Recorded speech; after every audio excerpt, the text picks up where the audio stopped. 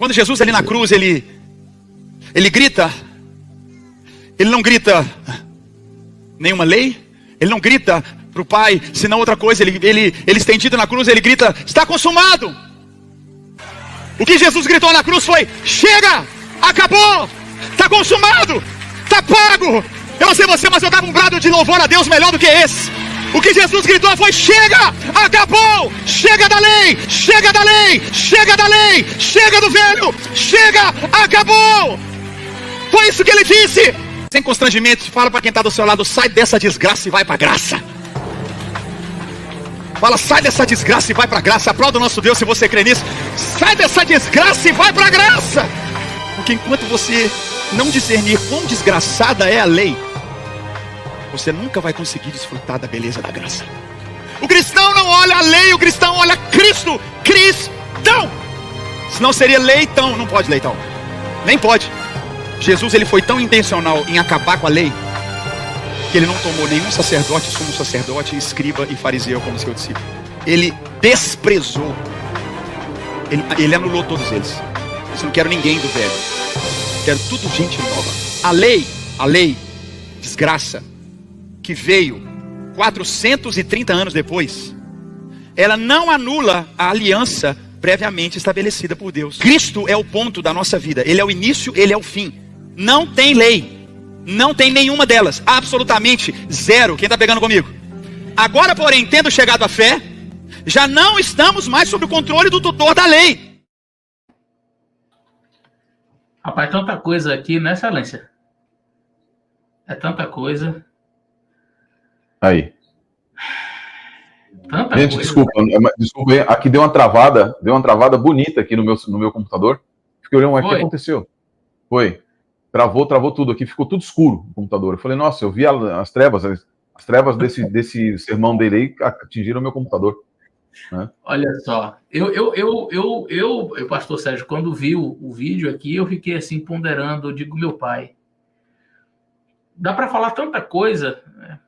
Dizendo que Jesus desprezou os sacerdotes, os escribas. Jesus não desprezou ninguém nunca. Acho que o evangelho é justamente o contrário do que ele falou, né? Jesus não é o Jesus do desprezo, né? Jesus, entretanto, sempre foi solícito, foi aberto a todos aqueles que o buscavam. Nicodemos, quando buscou Jesus, não foi desprezado. Jesus conversou com Nicodemos em um alto nível de teologia. Olha assim, a conversa de Cristo com Nicodemos, que profundidade teológica, não vi desprezo algum. Ele disse, você tem que nascer de novo. Mas desprezar... Não, e aí a ideia que ele transmitiu foi que Jesus desprezou os escribas, os fariseus, que é para começar tudo novo. Mas eu acho que o ponto realmente mais forte nesse sermão aí, pastor Sérgio, é dizer que a lei é uma desgraça, né? Que a lei é uma desgraça. E eu quero fazer uma pergunta, Excelência. Você provavelmente conhece o texto paulino de Gálatas, onde Paulo diz assim, no capítulo 3, verso 13, Cristo nos resgatou da maldição da lei, fazendo-se maldição por nós, porque está escrito, maldito todo aquele que é pendurado no madeiro, segundo Deuteronômio 21. A Bíblia fala que Jesus nos resgatou da maldição da lei. Acho que o camarada empolgou aí, né, quando leu esse texto, a maldição da lei, a maldição da lei. Então, a lei é uma desgraça. Eu nunca vi ninguém na Bíblia ter coragem de abrir a boca para falar um trem desse. O que você diria, Excelência, sobre essa questão Será que ele se baseou nisso, na maldição da lei, para dizer que a lei é uma desgraça? Como é que a gente entende esse texto? Pois é. Fala. Esse é um problema. Fala sério. Olha só, esse é um problema. Mas antes da gente discutir esse texto, esse ponto que você colocou ali dele haver desprezado, Jesus haver desprezado, etc., mostra que o André Valadão não tem o mínimo conhecimento de como funcionava o judaísmo e como eram as discussões naquela época. E aí é o grande problema, talvez um dos maiores problemas desse rapaz, né? É triste, porque ele é líder de uma comunidade religiosa enorme.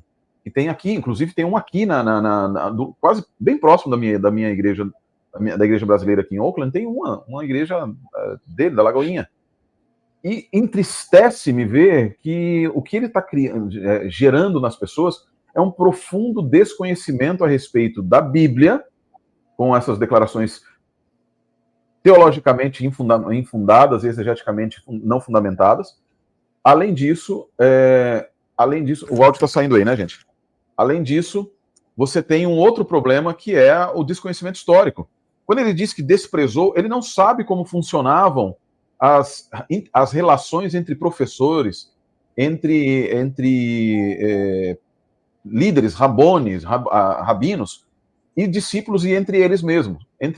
Jesus Cristo, ele se aproximava, ao contrário, a grande parte do ministério de Cristo foi em diálogo, diatribes com os fariseus, diatribes com os saduceus do templo, diatribes e diálogos com os escribas, e muitos, em outras palavras. E aí, na mentalidade ocidental, moderna, em que você não consegue ter diálogo e respeitar a pessoa, mesmo ser duro com relação ao seu pensamento, mas respeitando a pessoa, ele entende que Jesus odiava aquelas pessoas.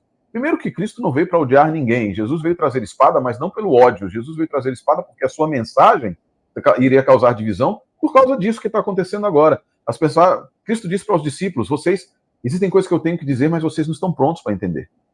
E o Valadão, pelo visto, até hoje, no ano 2024, ele não está pronto para entender o que Jesus disse.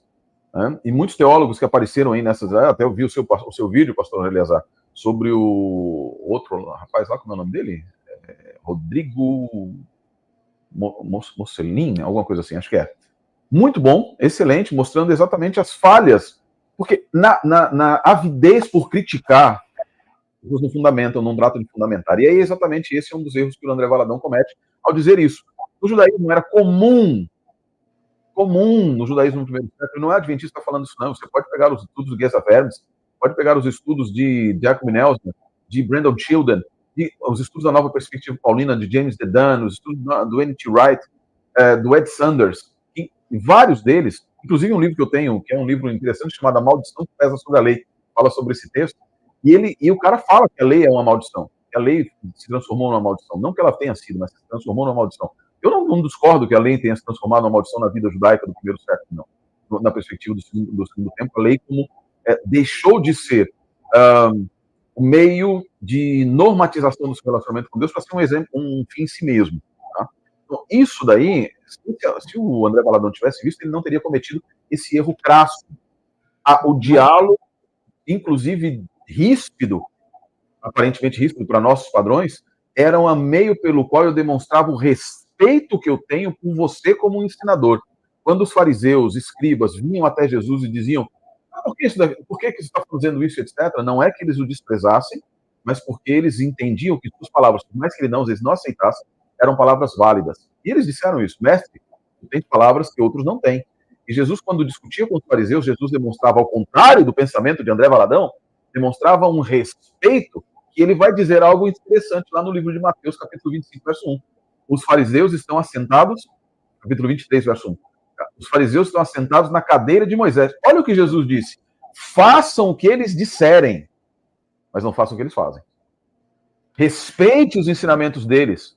Respeite quando eles disserem para vocês sobre a lei, mas não vivam de acordo com o que eles vivem. Porque o seu ensinamento está correto, mas a sua vida está muito distante de mim. E aí, se me permite, Excelência, não acredito que nem é na discordância, mas é ampliando esse pensamento que você trouxe, com relação à da maldição da lei, de ter se tornado, eu acredito que está mais relacionado ao indivíduo em si, isso, e o relacionamento do indivíduo para com a lei, do que a lei em si. A lei, ela nunca foi, nunca será, nunca tem nada de maldito na lei. Agora... Sim, concordo 100%. A lei em si, ela é boa. Ela é boa porque o próprio apóstolo Paulo, no livro de Romanos, ele vai clarificar para nós a questão da lei, quando ele diz aqui em Romanos capítulo 7, eu acho que bem interessante que algumas pessoas que leem o texto de Romanos capítulo 7, verso 6, por exemplo, vai lendo ali o capítulo, chega no verso 6, eles param, né? E dizem assim, tá vendo? Paulo diz aqui, olha, mas agora estamos livres da lei, pois morremos para aquilo que estávamos retidos, para que sirvamos em novidade de espírito e não na velhice da letra. Estamos livres da lei, livres da lei, livres da lei. Repete, parecendo um mantra. Aí eu digo sim, mas lê o verso seguinte, ué. Por que parou? Lê o seguinte, aí o seguinte diz assim, que diremos, pois, é a lei pecado? Né? É a lei uma desgraça? É uma lei, a lei ela é maldita? Aí diz aqui, de modo nenhum. Mas eu não conhecia o pecado se não fosse pela lei. Porque eu não conheceria a concupiscência se a lei não dissesse, não cobiçarás. E aí, no verso 12, Paulo diz assim, assim, a lei é santa. O mandamento é santo, justo e bom. Agora me diga como que uma coisa que é santa, justa e boa pode ser uma desgraça. Vai ser uma desgraça na vida daquele que é desobediente. E aí eu acho que é essa relação do indivíduo com a lei que pode fazer com que ele esteja debaixo de maldição. Não é que a lei seja maldição, mas o que é que Paulo diz, que ele quer dizer aqui quando ele fala sobre Cristo nos resgatou da maldição da lei. O texto não está dizendo que a lei é maldita, mas a lei ela pode te colocar sob condenação, sob maldição. E o que é alguém que está debaixo da lei, debaixo da maldição da lei? Ora, Paulo explica. Eu acabei de ler, Paulo ele diz, olha, eu não conheceria o pecado. Paulo diz assim, que diremos, pois, é a lei pecado? De modo nenhum. Capítulo 7 de Romanos, verso 7. Porque eu não conheceria o pecado se não fosse pela lei, porque eu não saberia a concupiscência a concupiscência, né, da carne, enfim, se a lei não dissesse não cobiçarás. Ou seja, o que Paulo está dizendo aqui? Função da lei, salvar. Não, nunca foi. Ah, mas no Antigo Testamento o pessoal era salvo pela guarda da... Mentira! A lei nunca em história, em momento algum, a lei teve o propósito de salvação.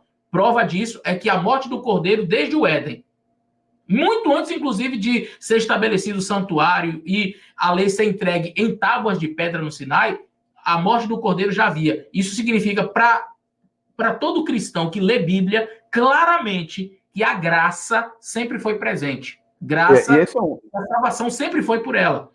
Agora, e a maior declaração, a principal declaração que Deus faz a respeito de si mesmo, que as pessoas geralmente não entendem, Deus faz uma declaração a respeito de si mesmo em Êxodo capítulo 34, quando ele fala a respeito, quando ele se manifesta a Moisés, ele diz assim, o Eterno cheio de graça. A graça não é um pensamento neotestamentário. A graça é um pensamento que existe na primeira palavra da Bíblia, Bereshit bara Elohim et hashamayim, quando Deus escolheu nos criar, ele imediatamente criou para nós a graça. Ele escolheu nos redimir e nos salvar também. Ele já sabia. O pessoal confunde maldição. E eu gostei disso. Imagina. Paulo diz em Gálatas 3,13 que Cristo nos salvou da maldição da lei, não da lei. Exatamente. O vídeo completo se encontra no canal Fala Sério Pastor. Deixarei o link na descrição desse vídeo e no primeiro comentário fixado. Se inscreva no canal, ative as notificações e até uma próxima.